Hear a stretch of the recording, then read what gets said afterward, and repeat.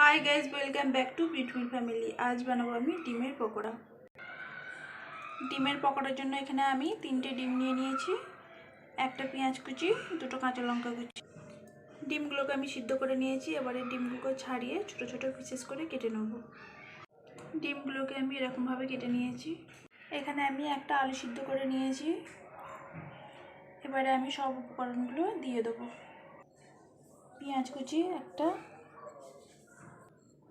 কাঁচা লঙ্কা কুচি দুটো নিয়েছি, তোমরা কম বেশি দিতে পারো।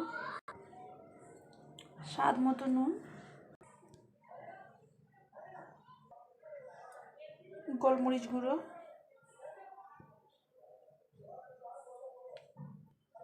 লঙ্কা গুঁড়ো,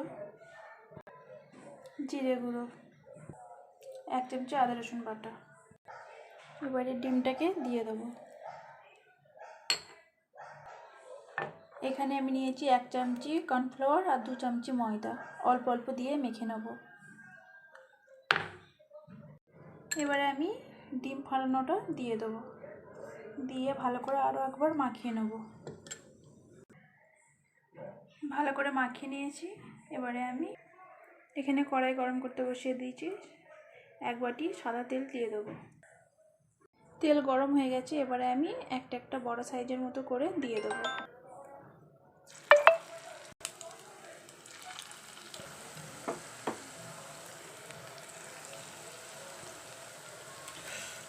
গ্যাসটাকে হাই ফ্লেমে রেখে ভাজলে হবে না, মিডিয়াম ফ্লেমে আমি বড়াগুলোকে সব ভেজে নেব।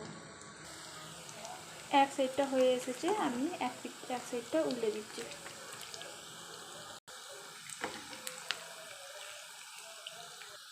আর এক সাইডটা ভেজে নেব। দু সাইডটা ভালো করে ভেজে নিয়েছি। এবারে আমি তুলে নেব। সেম প্রসেসে আবার যেটা রয়ে আছে সেটা আমি এরকমভাবেই ভেজে নেব। আশা করি তোমাদের এই ডিমের রেসিপিটা ভালো লাগবে। ভালো লেগে থাকলে লাইক, সাবস্ক্রাইব, কমেন্ট করতে ভুলবে না।